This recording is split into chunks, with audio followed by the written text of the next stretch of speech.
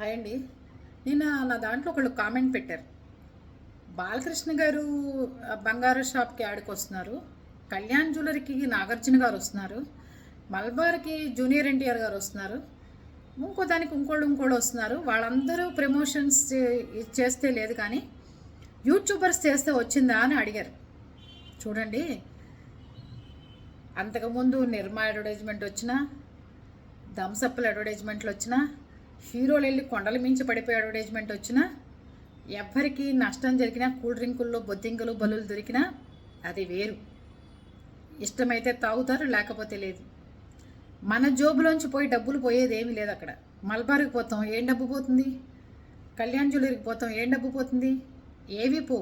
కానీ క్రీములు రాసుకోండి, స్నోలు రాసుకోండి, నేను ఈ క్రీములు రాసుకుని పోతా, నేను అక్కడికి పోతా, చీరల షాపుకి పోతా, అది కొంటా, మీకు కింద క్లిక్ నొక్కండి, అమెజాన్లో ఫ్రీగా వస్తాయి, లేకపోతే నా పేరు చెప్పండి, డబ్బులు కట్టకుండా తీసుకోండి. ఇలాంటి పిచ్చి ప్రమోషన్లు ఆపుకుంటే జనాలందరూ బాగుపడతారండి. మంచి వీడియోలు చేసుకోండి, చక్కగా మంచిగా ఇంట్లో కూర్చుని హాయిగా. అంతేగాని షాపులకు వెళ్ళి ఎదుటి వాళ్ళ జనాలన్నీ డబ్బులన్నీ దోచేస్తున్నారు. ఎంతోమంది దీనికి ఎడిట్ అయిపోయి 11 అయ్యేసరికి లైవ్లు స్టార్ట్ అవుతాయి.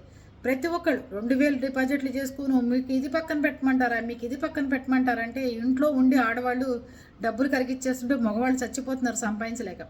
ఆలోచించండి. నేనేం తప్పు చెప్పట్లేదు. ఏమంటారు?